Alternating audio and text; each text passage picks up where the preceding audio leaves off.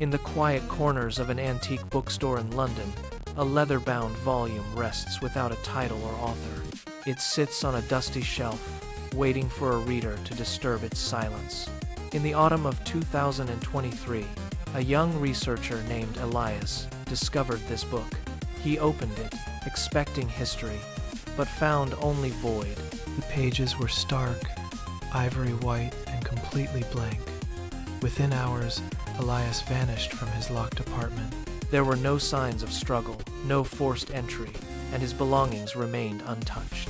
All that stayed behind was the book, now resting on his desk, its mystery growing in the shadows of the empty room. His colleague, Lina, came to check on him days later. She found the room cold, the air thick with the smell of old paper and stale air. She picked up the book. The pages were still blank, mocking her with their emptiness. But as the afternoon light faded into a bruised purple twilight, the fibers of the paper began to shift. She felt a chill crawl up her spine. The silence of the apartment was heavy, pressing against her ears like a physical weight. Something was wrong, and the book in her hands was the epicenter of the growing dread. Black ink seeped into the page like blood into water. The words formed with deliberate, agonizing slowness.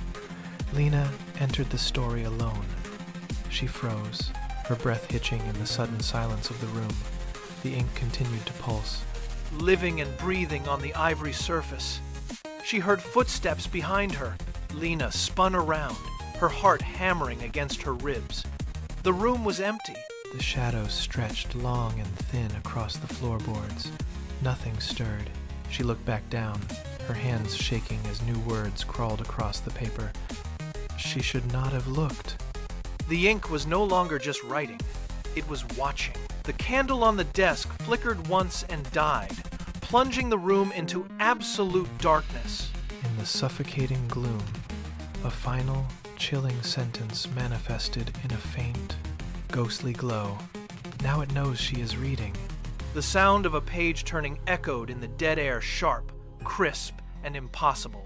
From the darkness behind her, a voice emerged, raspy and thin, as if spoken by someone who had forgotten how to breathe. It whispered, "Please, stop reading. You are making it stronger." Lina stood paralyzed in the dark, the weight of the book pressing against her palms like a leaden anchor, pulling her into the abyss. The ink began to bleed across the edges, spreading toward her fingers. Is the story merely recording events, or is it creating them? The line between the written word and reality has dissolved. Some books are not meant to be opened, and some stories, once started, refuse to let their readers go. The page turns again,